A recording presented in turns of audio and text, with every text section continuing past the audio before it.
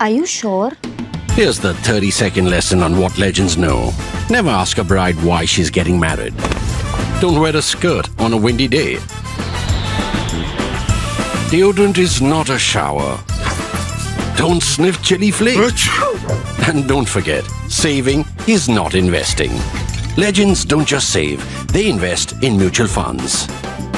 Mutual fund investments are subject to market risks. Read all scheme-related documents carefully.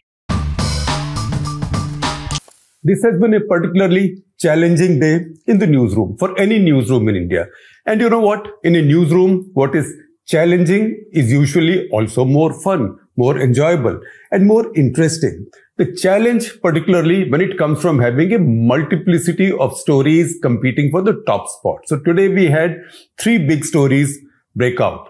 Of the 3 big stories, I had to then choose one for today's edition of Cut the Clutter. That one I will tell you first. I will list all 3 for you. But the first one on which I will set up this episode of Cut the Clutter, that one I will list first. So the first is the Supreme Court decision, the quick decision on anonymous electoral bonds, which should pull the curtain down on the drama, and it should close the issue. That's the one we'll talk about in some detail today, simply because it is so decisive. The second is India's launch, DRDO's launch of the latest version of the Agni 5 missile. Now, Agni 5 missile has a very long range. This Agni 5 is the longest range so far. Also, this has displayed MIRVing capability. MIRVing, M-I-R-V. If you are a nerd or a buff, you would know this. But if you are not, which most people are not, so MIRV stands for Multiple Independently Targeted Re-entry Vehicles. What this means in simple English is that the missile goes up, it does not carry one warhead. The missile may carry multiple warheads, and those multiple warheads then break away and go to different targets. It becomes that much tougher for the country defending itself against such a missile, because you can intercept 1, 2, 3, 4, 5. You don't know how many are coming in and hitting which area. So that is how MIRVing capability adds to India's deterrent. That is the second one. And the third one is obviously Modi government notifying Citizenship Amendment Act. Now that act was passed almost 5 years ago. It's been sitting there. There have been protests after that. The protests, if you remember, took place because this was then combined with the promise, or you might call it threat, depending on which side you are on, promise or threat of also holding a nationwide NRC, a nationwide exercise to constitute a National Register of Citizens on the pattern that was done in Assam, which would mean every citizen would have to then display their documentation to prove whether they are Indian citizens or not. In the course of time, NRC has been dropped. In fact, Prime Minister Modi himself has said multiple times that NRC is not an idea that's been cleared by anybody, has not been discussed. There was some campaign rhetoric talk, but this has not gone beyond that. But that CAA has been notified. Now, we had the choice also of talking about CAA, but what we have done is, since we have talked about CAA in detail in the past, I am sharing with you, resharing with you, an edited, abridged version of our episode 1074. That's from almost about 2 years ago, of when the Supreme Court had taken up the challenge to CAA. And then we had explained to you how this works. That is an option that was available to us. That's the reason we set aside CAA for now. Maybe the missile Agni 5 we'll talk about tomorrow or in the coming days. Most important thing today, and the most urgent thing, because elections are taking place now, elections will be notified any moment. In fact, if anything, the announcement might have got delayed by a few days because the Election Commission at this point only has 1 member. Nevertheless, whether it happens tomorrow or happens in a week, soon enough elections will be notified. That's why the Supreme Court order on anonymous electoral bonds, or the so-called electoral bonds, is the most relevant thing for today, and is also the most important, the most significant for the quality and future of India's democracy. So what has the Supreme Court said? It's a 5-judge bench. Remember, it's a very powerful bench. It is headed by the Chief Justice. Of the remaining 4 judges, 3, following the current line of succession, 3 will become CJIs in the course of time.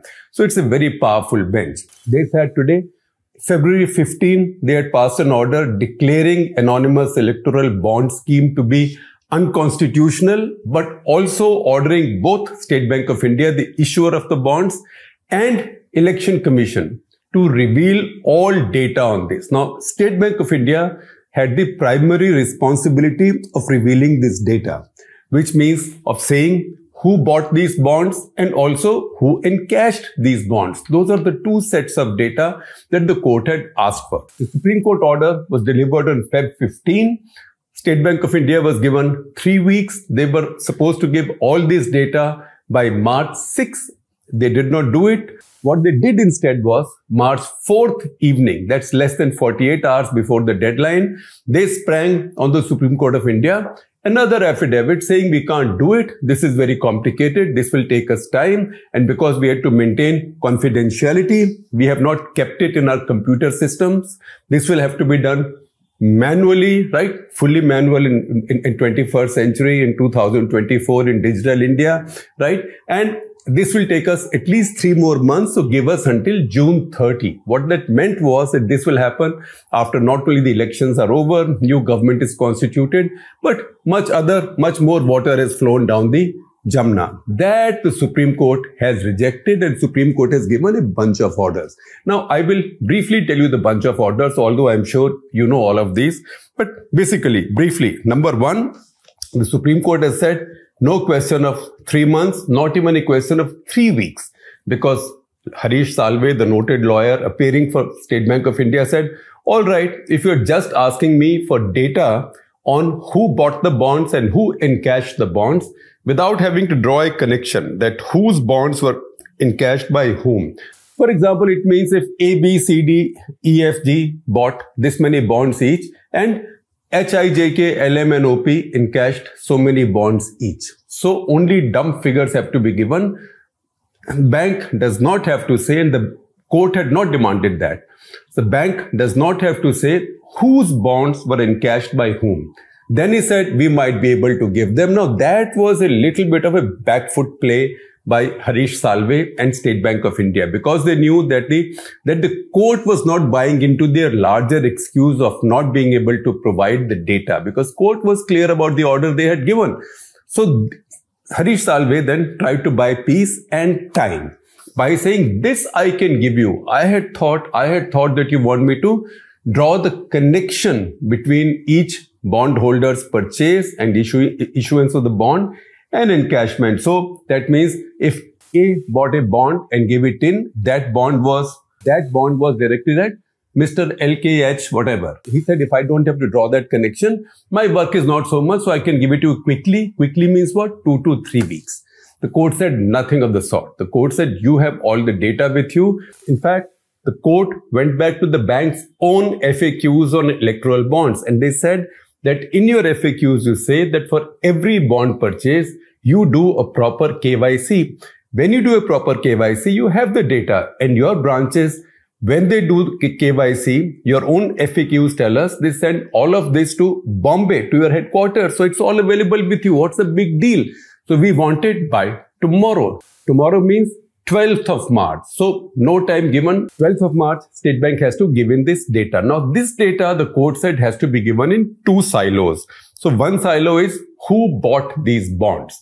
Who bought these bonds, on what date, how much is the amount. Second, who encashed these bonds, on what date, how much is the amount. Once again, at this point, there is no need to draw a connection that a bond bought by this was encashed by this. That is not needed right now. So 2 silos, one who bought them and number 2 who encashed them. Then they said Election Commission must reveal all data they had received from State Bank of India and from political parties by April 12, 2019. That's a very important date, because that is when a powerful Supreme Court bench, again headed by then Chief Justice Gogoi, they had ordered that so far this is an interim order. They will take a final call because elections were too close. Elections were taking place already. Election campaign was on. Results were to be out in May. So they said they kick the can down the road. All the data that's available, State Bank should give in a sealed cover to the Election Commission and to the court. That sealed cover had been sitting with the court. The court today opened that sealed cover. What that means is that all the data, that means since the notification of the bonds in 2018, all the money that was given under the bonds before 2019 elections, that data is to be made public by the Election Commission of India. Now, the court said it should be done. It will be done by EC forthwith. They did not give a time and hour, forthwith. But at the same time, remember the broader deadline for the Election Commission to reveal all the data they have until now is only March 15. So by the end of this week, by Friday this week, all of this has to come out. So that has been done. No doubt about it. In fact, after having done this, the court put the chairman of State Bank of India on notice and also other members of top management saying that if this is not done in time, if these orders are not followed out, not exactly threatening it, but basically holding it out, that there could be consequences, which means there could be contempt of court. Now that is unprecedented. The court was also angry that the State Bank's affidavit was signed by a general manager. They said this was a serious issue. The chairman himself should have signed the affidavit or should have been done at an appropriately senior level. So the judges were very, very impatient today. Now, what does this do? This data will now come out. You will know who bought how much on which date, right? Then you will also know who cashed how much on which date. Then journalists, democracy activists, transparency activists, their work will begin. Because even if the bank and EC don't draw a connection for you, which they can do very easily, if they really want to be transparent, they can do it in no more than a day, right? So it's only 22,000 bonds. They can do it in no more than a day. But even if they don't do it, you can draw a connection. First of all, immediately you will know which party has got bonds worth how much. That will be one dumb rounded figure. That there is no doubt about. So if one party gets 80% and 20% is then shared among all the others, you know how the dice is loaded. Whether that's true or not, we will know by tomorrow, mostly by tomorrow and definitely fully by the 15th, by this Friday. That's one. The other thing that will happen is journalists, transparency activists that will then begin to find connections. They will begin to find connections saying, oh, in between such and such and such and such date, so and so bought these bonds, right? Between such and such and such date, so and so encashed this many bonds. So most likely, these were corporate A's bonds that party H encashed. Then emails can be sent to both the corporate and the recipient party asking, did you pay money to this corporate? Or asking the party, did you receive money from this corporate?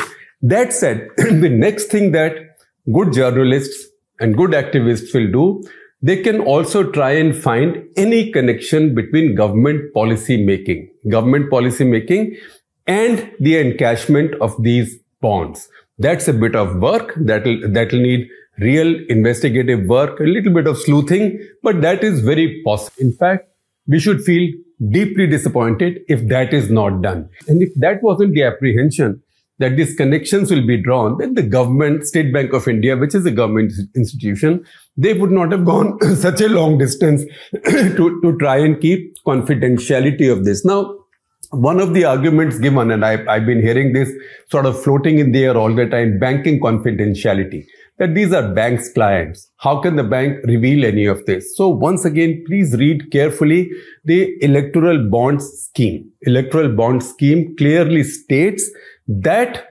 those who buy these bonds, etc., they get confidentiality, that everything about the bonds will be kept confidential, except the bank cannot break that secrecy except under court orders. So that court orders exception was already given. So there are no excuses left there also. Now I will take you back to the things that these bonds did. How many corners were cut and how many laws were amended. So I will give you a quick rundown: Companies Act, Income Tax Act, Reserve Bank of India Act, and Representation of People Act. All four acts were amended through the instrument of Finance Act of 2017. So in the budget document, they also amended all these other laws, which also was a matter of argument that can you use the budget to amend all these laws, because the budget law is a finance bill that does not have the scrutiny of the Rajya Sabha to the extent that a non-finance bill might have. So even if it falls in Rajya Sabha, your job is done. So that stratagem was used to amend these laws. Now, how did these amendments in these laws make this kind of anonymity in these bonds possible? So let me again try and explain briefly to you, because that is the nub of the matter. So, one, earlier law. What is the meaning of the amendment to Representation of People Act? Earlier, a political party had to account for and disclose all donations above rupees 20,000 that it had received. Now, that's where we had issues like, say, one party, Bahujan Samaj Party, saying, all my donors are poor people, they are giving me 5 rupees each, right? So I may have got so many crores of rupees, but I don't have to give details. But if it was more than 20,000 for one payment, you had to disclose it. With the amendment, this amendment to Representation of People Act, you did not have to do it if money had been received through anonymous electoral bonds. So that strengthens electoral bonds. And just as amendment to Representation of People Act exempted parties from disclosing any payments above 20,000 rupees if they had come through electoral bonds, also took away the requirement or the obligation, the constitutional obligation on the Election Commission to disclose any receipts over 20,000 rupees by political parties if these had come through electoral bonds. That's how anonymity of electoral bonds was completely secured by government's flurry of amendments to existing old laws. Second, the amendment to RBI Act. RBI Act, Reserve Bank of India had initially opposed these bonds, saying that, look, these are bearer bonds. They can be traded. People can sell these to each other. They can even use these as currency. These are bonds. In India, under Indian law, the constitutional system, Reserve Bank of India is the only one mandated to issue bonds like these. How can you devolve this power to a mere bank? They should be with the central bank. Now, to get around that, Reserve Bank of India Act had also been amended. Then Amendment to Companies Act. Amendment to Companies Act was made because earlier a corporate was limited in its contribution to a political party to 7.5% of its profits, average profits of the previous 3 years. Now with this amendment, not only was this limitation taken away, a company could give all its profits to a political party, but even a loss-making company could make contribution to a political party. And that is something that the judges specifically called out, because they said this actually can lead to much greater misuse in the hands of a loss-making party. They said, in fact, this can lead to much greater misuse in the hands of a loss-making company. In fact, it can lead to money laundering.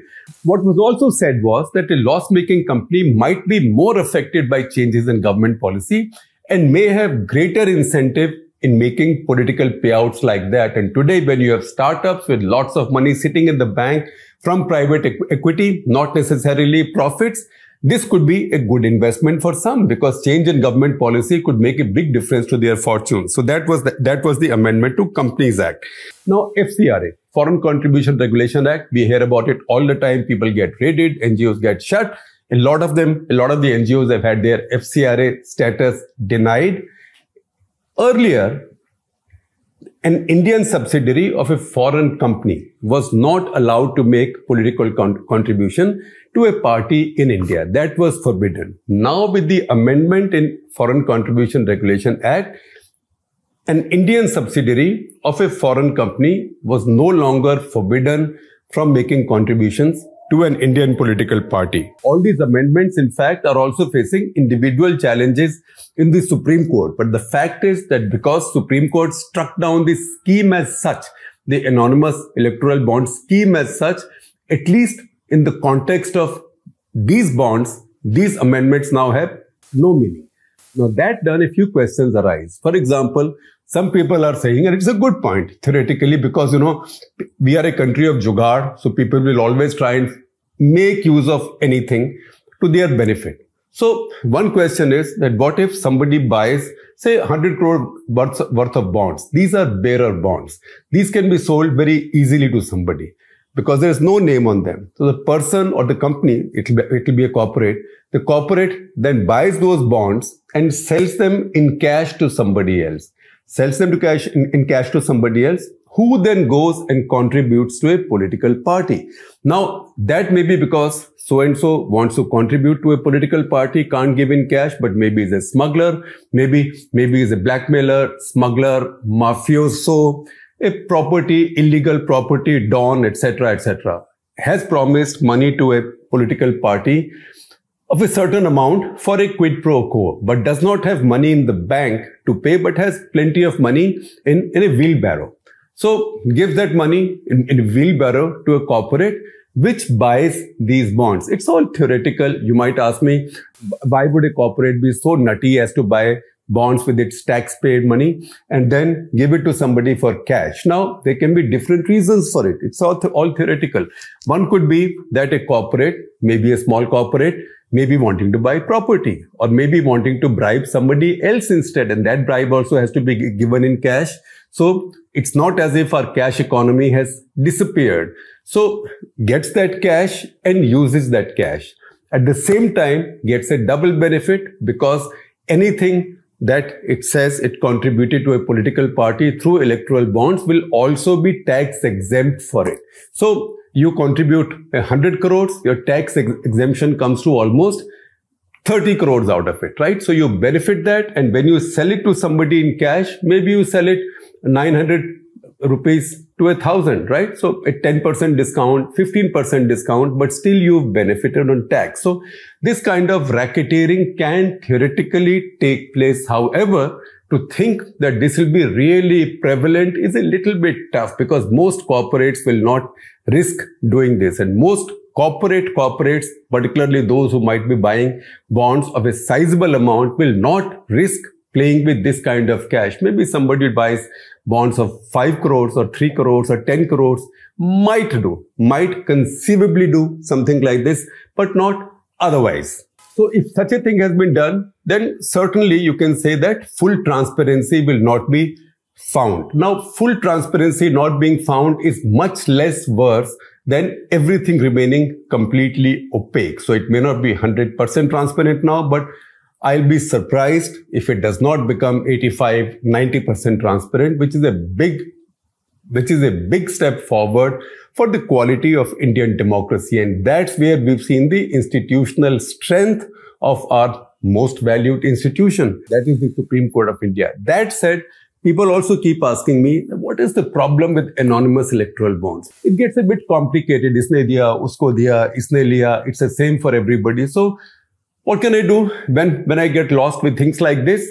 When I get lost for an explanation, one of the two things I lean on to, either it's cricket or it's Hindi film music. So in place of Hindi film music, it is actually something that a Shair wrote in the 18th century. That is Mir Taki Mir. So Mir Taki Mir, the famous poet of 18th century of Arabic origin, his great-grandfather had come in from Saudi Arabia. So his great-grandfather must have come in early Mughal era. Mir Taki Mir died in 1810. He wrote a wonderful line which also featured in a film song.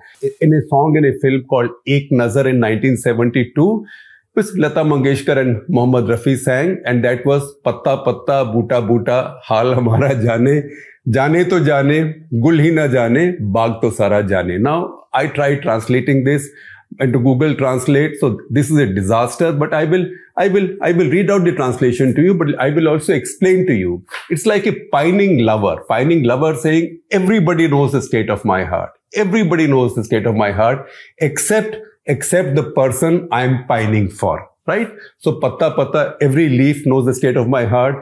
Every plant knows the state of my heart. The entire garden knows the state of my heart. But the flower, the one I'm after, the one I'm pining for, doesn't know the state of my heart. So in this case, apply this Mir Taki Mir test to anonymous electoral bonds. Now, the guy who's buying the bonds knows I'm buying the bonds. They also know who I'm giving these bonds to. The guy who's getting the bonds also knows I've got the bonds, also knows who's given them to me. The bank that is issuing the bonds, it's a government bank, knows who's bought the bonds and who's encashed the bonds. Election Commission knows who's got the bonds, who's encashed the bonds. Bharat Sarkar knows it because it owns both State Bank of India and Election Commission of India. The one who doesn't know is the poor voter. So he is the equivalent of the flower of the gul here. Rest is patta patta, boota boota, sara baag. Everybody knows what's going on except the one that matters, and that's the voter. What this order does is it also gets the message to that one most valuable person in the equation who had so far been cut out of it.